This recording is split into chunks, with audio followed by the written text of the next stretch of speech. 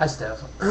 Excuse me. I thought I would just post a quick video response. I really liked your video to talk specifically about Memorial Day, and thought I would share a really cool story. My mother has 7 sisters and one brother who actually died in the Vietnam War.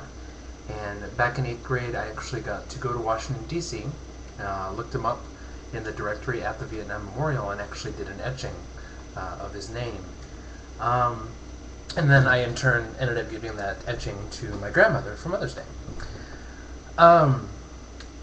Because today is, Memorial Day, and it's definitely important for all citizens of this country to, take a moment and, honor those who have fallen in defense of this country, but more specifically, anyone who has had, direct family fall in defense of this country. But something kind of dawned on me that I didn't know anything about my uncle other than his name. So what I decided to do is I actually called my mom and asked her some questions, and it was actually a really cool conversation because she told me about things they did as children.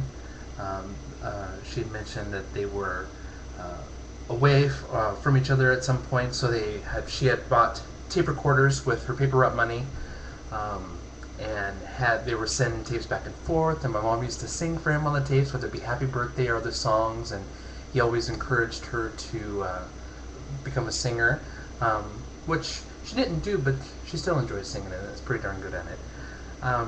And just some other memories that of my mother that I never knew before, and it was a very cool conversation. It was a very cool conversation. So yes, it is definitely important on days like this to remember those that have fallen in defense of this country. Certainly not to put a sour note on this video response, but I can only hope that going forward that people in charge of the military in this country ensure that when the United States military goes into another country that we're there for the right reasons. If anything, to avoid unnecessary death. My mom said that Eddie, which is the name of my uncle, had died in 1968. He was actually in Vietnam. He was ambushed. His division was ambushed, and he survived the ambush and was actually being cared for in a hospital and was getting better, but later died to massive infection. But I can't help but have the question in the back of my head that if we weren't there, like so many people in this country that were protesting war, claim that we shouldn't have been there, if he would still be alive to this day.